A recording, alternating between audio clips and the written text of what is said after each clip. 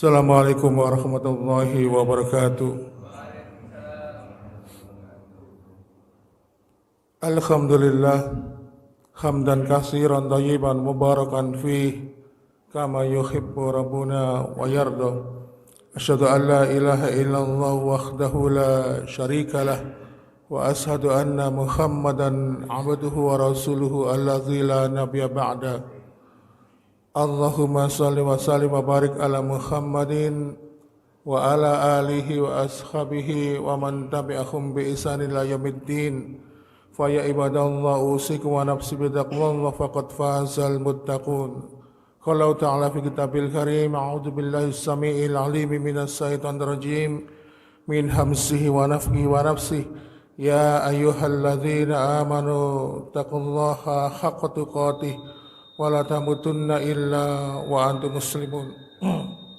Alhamdulillah, kita pada kesempatan hari ini memasuki pertengahan bulan, dan pada pertengahan bulan itu Rasulullah SAW memberikan uswah, memberikan contoh teladan kepada kita untuk berpuasa selama 3 hari. Dan puasa ini hukumnya sunnah muakkadah, artinya apabila dikerjakan mempunyai nilai pahala yang besar. Tentunya setiap sunnah atau contoh yang diberikan Rasulullah SAW pasti mengandung hikmah, dan ternyata dalam sisi ilmu kesehatan berpuasa setiap bulan selama 3 hari ya. Pada pertengahan bulan itu kan terjadi bulan purnama ya. Ada proses ada proses di mana unsur-unsur dalam bumi ini semuanya itu mempunyai reaksi ya, daya tarik menarik. Makanya pada pertengahan bulan itu disunahkan untuk berbekam, hijamah. Karena dengan berbekam pada pertengahan bulan itu banyak istilahnya para pakar kesehatan itu bisa nyedot unsur-unsur negatif menurut penjelasan mereka. Makanya sunnah itu banyak sekali rahasia-rahasia yang di dalamnya, maka mengandung unsur kesehatan. Makanya kalau orang itu ingin sehat, salah satunya yaitu mengikuti apa yang telah diperintahkan oleh Allah dan Rasulnya Muhammad SAW. Baiklah, itu sebagai mukadimah. Ma'asyiral muslimin jamaah sekalian, pada kesempatan seminggu yang lalu kita telah membahas sebagai epilog pembukaan pembahasan kita pada waktu itu adalah bahwasanya ketika kita ini mengaku beriman dan cinta kepada Allah Subhanahu wa taala, kita berusaha menjalankan perbuatan-perbuatan amal ibadah yang dicintai oleh Allah, maka di satu sisi kita juga harus tahu perbuatan-perbuatan yang juga dibenci oleh Allah. Maka pada kesempatan yang lalu, salah satu perkara yang dibenci oleh Allah adalah kemunafikan. Dan sudah kemarin kita berikan contoh kemunafikan itu secara sekilas, maka pada kesempatan pagi ini kita akan lanjutkan pembahasan itu. Yang dimaksud dengan munafik itu apa? Jadi munafik itu tidak seperti yang kita bayangkan, kita pahami selama ini. Banyak orang mengatakan munafik itu antara hati dan yang disampaikan itu enggak sama. Misalnya dia ngomong, oh aku enggak mau kok, tapi hatinya mau. Oh munafik kamu, bukan begitu. Nah, pembagian munafik ini dan nifak itu beda. Kalau nifak itu perbuatannya, kalau munafik maka pelakunya. Seperti juga kalau kita ini berbicara tentang orang kafir ya. Kalau kufur itu perbuatannya, maka kafir adalah orangnya. Jadi sebelum saya membahas lebih jauh, ini perlu saya sampaikan. Ketika kita ini sudah menyebut munafik, sudah menyebut kafir, maka itu sama dengan kita ini memvonis seseorang. Maka jangan sampai kita ini gampang memvonis seseorang itu munafik, jangan juga gampang kita ini memvonis seseorang itu kafir. Kenapa? Memvonis itu tidak boleh, harus ada kaidah-kaidah tertentu yang harus dilewati. Namanya dawabit, di mana kaidah-kaidah ini sudah ditentukan dalam menentukan seseorang itu bagaimana dalam hal memvonis. Salah satunya dia awali dengan bertanya. Makanya Allah Subhanahu wa taala ketika memerintahkan iblis untuk bersujud kepada Nabi Adam, iblis nggak mau. Tapi Allah nggak langsung menjustifikasi iblis itu kafir, enggak. Tapi ditanya dulu. Allah tanya dulu, kenapa hai iblis? Minta tolong dibuka di surat ke-7 ya, Al-A'raf ayat 12 ya. Agak cepat ya. Jadi di situ Allah Subhanahu wa taala bertanya kepada iblis, kenapa kamu kok nggak mau sujud kepada Adam? Monggo. Allah berfirman, Iya. apakah yang menghalangmu sehingga kamu tidak bersujud kepada Adam? Ya, di situ Allah bertanya, loh, kenapa kamu kok nggak mau sujud kepada Adam? Qala ma mana'aka 'ala tasjuda is amartuk. Lalu apa jawaban iblis? Ketika aku menyuruhmu, iblis menjawab, aku lebih baik daripada dia. Engkau ciptakan aku dari api, sedangkan dia engkau ciptakan dari tanah. Qala ana khairum minhum khalaqtani min nar wa khalaqtahu min tin. Allah bertanya kepada iblis, kenapa kamu kok nggak mau sujud kepada Adam? Lalu iblis mengatakan, ya saya kan lebih baik daripada Adam, karena kau ciptakan aku dari api dan kau ciptakan kau ciptakan Adam dari tanah. Setelah mengetahui jawaban dari iblis ini, Allah pun menghukumi bahwa iblis itu kafir. Jadi sama saja ketika kita ini akan menganggap seseorang, memvonis seseorang, kita itu harus melalui proses tabayun, bertanya. Sehingga akhirnya apa? Kita itu terhindar, dikit-dikit mencap seseorang itu kafir, dikit-dikit munafik, dikit-dikit subhat ya.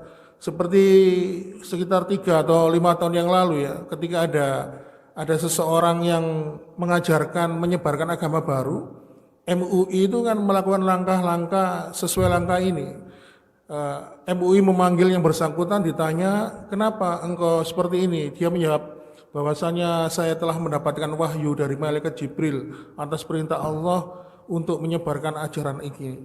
Lalu akhirnya disimpulkan bahwa oknum yang bersangkutan itu dikatakan sesat dan menyesatkan karena ajarannya di dalam Islam, dalam akidah Islam bahwa tidak ada nabi setelah Nabi Muhammad SAW. Baru ini langkah-langkah. Dan kadang-kadang kita ini sering menjumpai seseorang yang diustadkan, lalu dengan mudah mengatakan, wah terkena ini, orangnya ini munafik, ini orangnya terkena subhat. Padahal Rasulullah SAW dan Allah Subhanahu Wa Taala sendiri pun tidak pernah melakukan ini. Mereka bertanya dulu. Allah bertanya dulu kepada iblis. Oleh karena itu, ma'asyiral muslimin wa subhanatal mu'minin rahimakumullah, kembali kepada pembahasan kita ya tentang munafik ini. Sekali lagi, jangan mudah memvonis seseorang itu munafik, jangan mudah memvonis seseorang itu kafir sebelum kita ini mengetahui bagaimana mereka. Apakah kita sudah pernah datang bertemu dengannya, mengetuk pintu rumahnya, kita hadir berbicara komunikasi dengan dia. Ini penting. Jadi nifak itu adalah perbuatannya, maka munafik adalah orangnya. Nifak itu berasal dari kata nafak, yang artinya pintu masuk dan pintu keluarnya nggak sama. Jadi orang munafik itu, orang yang berbuat nifak, ya, itu hatinya ya, dan penampilannya beda. Jadi jangan dikira orang munafik itu ya seperti ini penampilannya, seperti orang beriman. Mereka itu berislam. Mereka juga beribadah kepada Allah Subhanahu Wa Taala. Ya. Penampilannya Islami, tetapi di dalam hatinya beda dengan apa yang ditampakkan. Oleh karena itu, ma'asyiral muslimin, secara zahir orang munafik itu ya seperti kita ini, pakai kopiah, pakai baju koko, bersarung ya. Kemudian mereka juga ikut sholat, ya. Sholat berjamaah, kadang ikut ngaji berjamaah dan juga. Tetapi beda sholatnya orang munafik dan orang yang beriman. Sebagaimana ketika Allah Subhanahu Wa Taala menerangkan di surat An-Nisa, mohon dibantu, ayat 142, surat keempat ayat 142. Bagaimanakah orang-orang munafik itu? Mereka itu juga ikut sholat berjamaah, tetapi sifat sholat itu mereka beda dengan orang-orang beriman. Monggo. Sesungguhnya orang munafik itu hendak menipu Allah, tetapi Allah lah yang menipu mereka. Apabila mereka berdiri untuk sholat, mereka lakukan dengan malas. Mereka bermaksud riya, ingin dipuji di hadapan manusia, dan mereka tidak mengingat Allah kecuali sedikit sekali. Jadi innal munafikina yukhadi'una Allah wa huwa khadi'uhum. Sesungguhnya orang munafik itu hendak menipu Allah. Kemudian wa idza qamu ila sholati qamu kusala yura'unan nas wala yadhkurunallaha illa qalila. Tetapi mereka itu sholatnya itu dengan malas. Mereka ingin menampakkan agar mereka itu tampak seperti orang yang sholat, tetapi hatinya ingin dipuji oleh orang lain. Dia tidak tendensinya bukan kepada Allah, tetapi tendensi kepada manusia. Dan mereka tidak mengingat Allah kecuali sedikit. Jadi orang munafik itu juga sholat, ikut berjamaah. Nah, kenapa kok demikian? Karena mereka ini beda. Yang ditampakkan secara zahir dengan yang di dalam hatinya itu beda. Oleh karena itu, di zaman Nabi, orang munafik itu juga sholat bersama Nabi, bermakmum di belakang Rasulullah SAW. Kemudian orang munafik dulu itu zaman Nabi itu juga ikut bangun masjid, Pak. Namanya Masjid Diror. Di mana Masjid Diror ini, kata Allah Subhanahu Wa Taala, sampai melarang Rasulullah SAW untuk berdiri sholat di Masjid Diror. Kenapa? Masjid Diror itu dibangun bukan karena atas dasar takwa. Jadi diriwayatkan ada sekitar 12 orang ya dari golongan orang-orang munafik. Mereka ini mendirikan masjid, di mana masjid ini digolongkan sebagai Masjid Diror. Tujuannya apa? Untuk memecah belah umat Islam waktu itu. Bahkan dalam sebuah riwayat disebutkan di Masjid Diror ini nanti ketika Rasulullah SAW akan sholat di situ, mereka akan berencana untuk membunuh Rasulullah SAW. Mereka sudah ngundang, ya Rasul, saya bangun masjid, monggo diendangi, monggo disambangi masjid saya. Tapi suatu ketika Rasulullah itu ada keperluan safar, ya insya Allah nanti setelah saya pulang dari bepergian. Lalu Allah di surat At-Taubah di ayat 107, monggo dibaca. Di situ Allah Subhanahu Wa Taala memberitahukan kepada Rasulullah SAW agar engkau Muhammad jangan berdiri sekalipun di dalam Masjid Diror ini. Surat ke-9, surat At-Taubah ayat 107 disebutkan. Sudah ketemu? Monggo.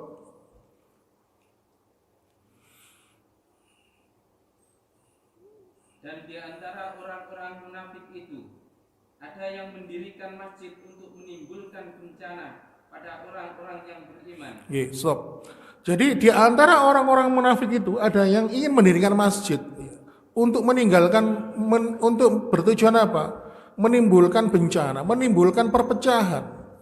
Jadi orang-orang munafik dulu itu ya bangun masjid seperti kita. Cuman masjid yang mereka bangun itu bukan karena dasar takwa, tetapi karena kebencian mereka terhadap syariat yang telah Allah tetapkan. Oleh karena itu Allah akhirnya dalam surat At-Taubah ayat 107 ini memerintahkan kepada Rasulullah Muhammad SAW untuk menghancurkan masjid itu.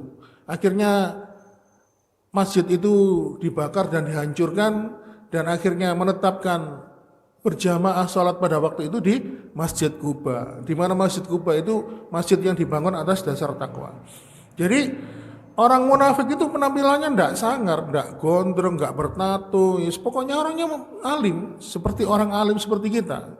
Nah, orang munafik itu pakai kopiah, pakai sarung ya. Bahkan di antara mereka itu bergelar pendidikannya tinggi, kuliah di luar negeri ya, bergelar profesor, ada yang juga dokter dan sebagainya. Tetapi mereka menyimpan kejahatan mereka, di dalam hati mereka itu ada kemunafikan, di dalam pikiran mereka. Oleh karena itu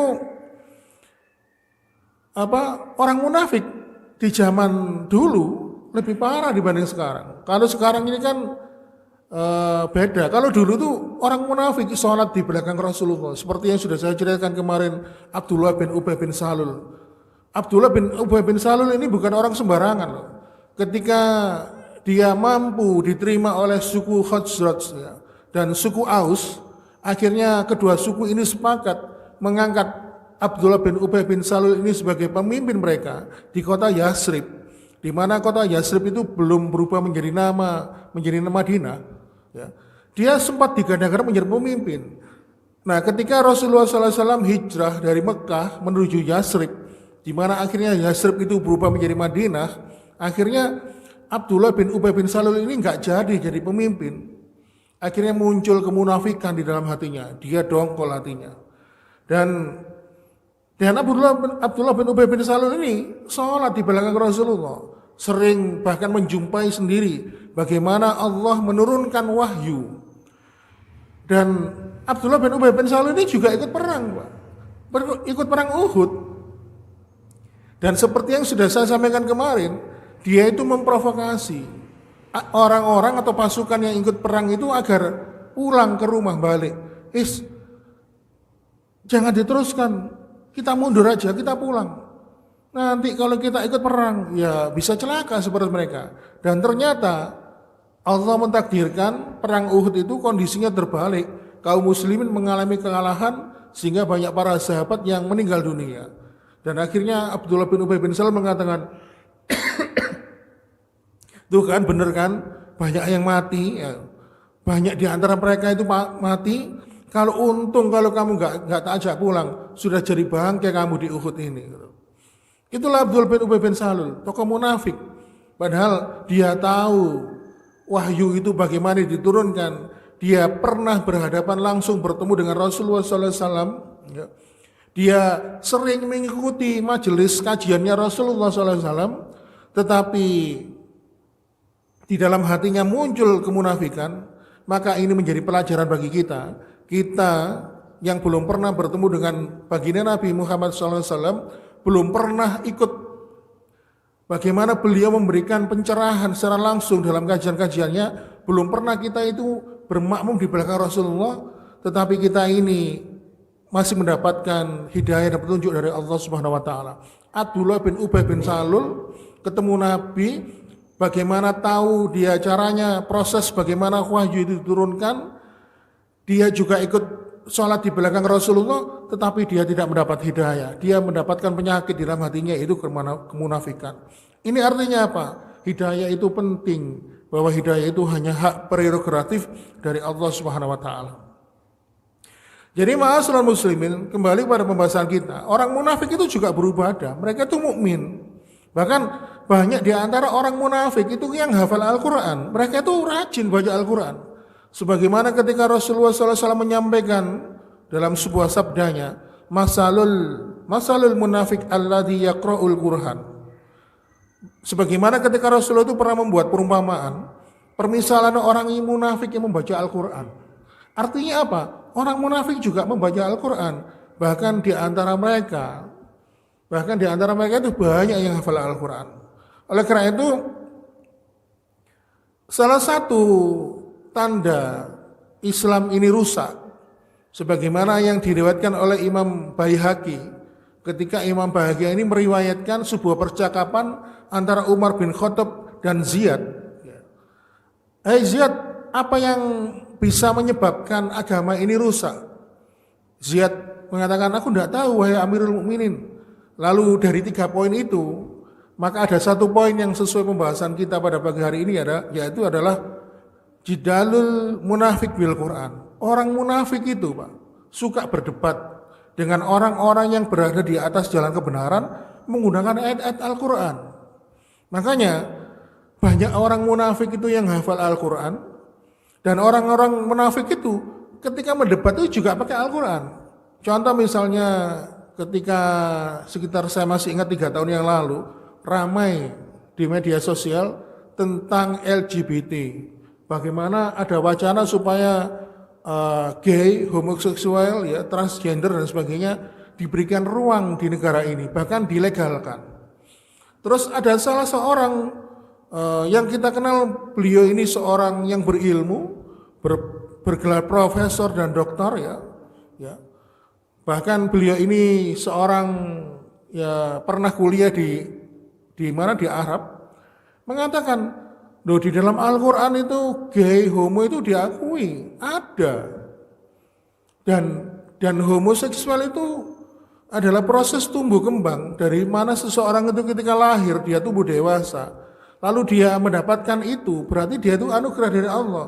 Dia diberikan ujian, diberikan sifat-sifat itu muncul dalam dirinya.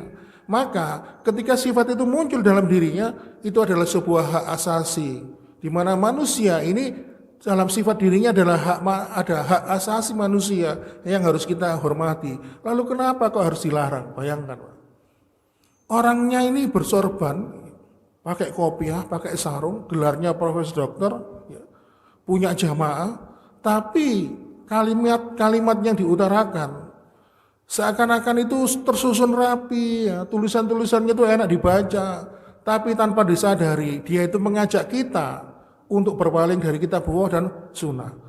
Jadi orang munafik itu menunjukkan keislamannya secara zahir, tetapi di dalam hati dan pikirannya itu bagaimana caranya mengajak kita supaya berpaling dari kitab Allah dan sunnah. Oleh karena itu ma'asyiral muslimin, Allah ini menerangkan di surat Al-Munafikun, monggo dibaca surat Al-Munafikun ayat surat ke-63. Di ayat yang keempat, agak cepat dikit, Pak. Sudah ketemu? Lewat tol ya, sini cepat, Pak. Surat ke-63, di situ Allah menyampaikan penampilan orang munafik itu bagaimana? Ayat 4. Dan apabila engkau melihat mereka, tubuh mereka mengagumkanmu, dan jika mereka berkata, engkau mendengarkan tutur katanya, mereka seakan-akan kayu yang tersandar. Mereka mengira bahwa setiap teriakan ditujukan kepada mereka, mereka itulah musuh yang sebenarnya. Maka waspadalah terhadap mereka. Semoga Allah membinasakan mereka. Bagaimanakah mereka dapat dipalingkan dari kebenaran? Jadi di awal ayat itu Allah mengatakan ta, ya, ada huruf ta di situ. Artinya apa? Kembali kepada Muhammad. Kemudian di situ ada kata hum. Artinya hum itu kembali pada orang munafik. Di situ Allah mengatakan wa idza ra'aitahum. Kamu wahai Muhammad jika melihat kamu orang munafik, ya Pak. Wahai Muhammad, jika kamu melihat orang munafik, perhatikan tujibuka ajsanuhum. Penampilan mereka, orang-orang munafik itu membuat kagum. Penampilannya kagum, Pak. Pakai sorban, ya, pakai kopiah, pakai sarung, layaknya seperti orang-orang beriman. Mereka itu membuat kagum. Bahkan mereka itu punya gelar yang mentereng, ya, profesor, doktor dan sebagainya. Kemudian wa iya kulu tasmali kaumihim, dan jika mereka berkata, orang-orang munafik itu seakan-akan engkau ingin mendengarkan perkataan mereka. Karena apa? Bikin penasaran. Itulah gayanya orang munafik. Orang munafik itu ngomongnya enak gitu ya, bahasanya, tutur katanya terstruktur ya. Kemudian ajakan-ajakannya itu tanpa kita sadari berusaha memalingkan pemahaman kita dari kitab Allah dan sunnah. Kemudian seperti contoh misalnya waktu itu ada ajakan untuk seruan untuk menolong agamanya Allah ya. Barang siapa yang menolong agamanya Allah ya. Maka ada ayat itu surat Muhammad ya. Nah, orang-orang munafik itu banyak menulis di koran, di media, tersebar di beberapa grup WA ya. Banyak mengatakan loh, Allah itu maha kuat. Allah itu maha kuat segala-galanya, berkuasa atas segala sesuatu.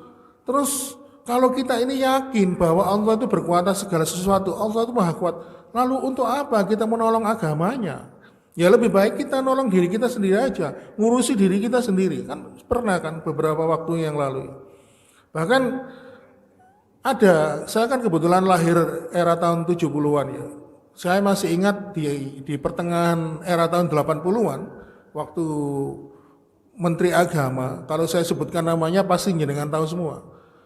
Menteri Agama itu mengatakan begini, sesungguhnya Al-Quran itu sepertinya hukum-hukumnya itu sudah tidak sesuai dengan realitas yang sekarang di zaman ini. Maka kita perlu beberapa item hukum aturan-aturan itu tidak perlu ngikut Al-Quran. Karena sudah tidak sesuai. Bayangkan, bergelar mentereng, punya jabatan mentereng, tetapi pemahamannya yang disampaikan itu menjauhkan kita dari pemahaman kitab dan sunnah. Bahkan ada golongan orang munafik yang mengatakan yang berusaha mengurangi kesakralan kita dalam mencintai Nabi Muhammad. Mengatakan Nabi Muhammad itu tokoh lintas agama. Nabi Muhammad itu tokoh lintas sejarah dari waktu ke waktu. Sebagaimana ketika Yesus itu bagi orang Nasrani, sebagaimana Bunda Teresia dan Napoleon Bonaparte, itu adalah tokoh lintas sejarah. Mengatakan tokoh lintas sejarah, bukan panutan orang Islam. Bayangkan, oleh karena itu bahasanya, gaya bahasanya disampaikan yang baik. Dan di dalam surat Al-Munafikun ayat 4 ini, Allah mengatakan wa iya yaqulu tasma liqauhim. Dan mereka berkata, engkau seakan-akan ingin mendengarkan tutur kata mereka. Lalu diteruskan oleh Allah, ka'annahum qusubum musannadah. Dan mereka itu seakan-akan seperti kayu yang bersandar. Artinya apa? Orang-orang munafik ini biasanya orang yang selalu menjadi public figure. Orang yang selalu muncul di tengah kita, ditokohkan. Makanya orang ini selalu menjaga penampilannya, Pak. Dan perlu diketahui, orang munafik itu kalau berbicara itu mesti disesuaikan dengan timing tertentu. Contoh misalnya ketika mendekati Natal ya, seperti bulan Desember ini, kemarin di grup WA itu ada yang men-share, seorang mengatakan dengan membuka kitab Al-Quran, mengatakan saya di dalam Al-Quran ini, di dalam kitab suci ini tidak menjumpai satu ayat pun yang memerintahkan kita untuk tidak mengucapkan selamat Natal. Di dalam ayat ini tidak ada perintah untuk tidak mengucapkan selamat Natal. Bahkan di hadis pun saya tidak menemukannya. Maka si laki-laki tersebut dalam video itu mengatakan, ini kebetulan saya ada duit 50 juta. Saya akan berikan kepada Anda bagi yang bisa menemukan larangan untuk mengucapkan selamat Natal. Bayangkan. Si laki-laki tersebut mengatakan dalam video itu penampilannya Pak, pakai kopiah Pak, pakai baju koko, pakai sarung. Pak. Tetapi itulah dasar orang munafik. Mereka itu perkataannya dan apa yang diucapkan intinya satu, mengajak kita untuk kembali memalingkan diri kita dari kitab dan sunnah. Akhirnya apa? Kalau kita ini tidak menyadari, orang-orang seperti ini akhirnya bisa melenakan kita dari pemahaman yang benar. Oleh karena itu, ma'asyiral muslimin wa zumratal mu'minin rahimakumullah, inilah pentingnya kita belajar tentang akidah ya. Bahwa akidah itu penting, Pak.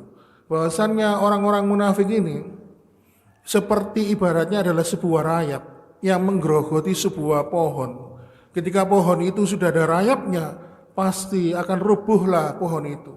Oleh karena itu, masya Allah orang munafik ini, Pak, walaupun mereka ini secara zahir penampakannya seperti orang yang soleh ya, pakai kopiah, bersurban ya, kemudian pakai sarung, dia juga ikut sholat berjamaah, ikut puasa, bahkan haji dan umrah. Tetapi orang-orang seperti ini, kata orang Jawa, muspro, tidak ada apa-apanya, hilang semua amal ibadahnya di hadapan Allah Subhanahu wa taala. Dan kemunafikan ini secara garis besar itu dibagi menjadi dua, yaitu munafik yang tidak mengeluarkan seseorang itu dalam Islam, dan munafik yang jenis kedua adalah munafik itikad, munafik di dalam keyakinan yang bisa mengeluarkan pelakunya dari Islam. Tetapi karena pembahasan kita ini dibatasi oleh waktu, maka pada kesempatan hari ini kita cukupkan, dan pada kesempatan yang akan datang akan kita lanjutkan. Mudah-mudahan kita dapat dipersuakan kembali oleh Allah Subhanahu wa taala. Demikian yang dapat kami sampaikan. Wassalamualaikum warahmatullahi wabarakatuh.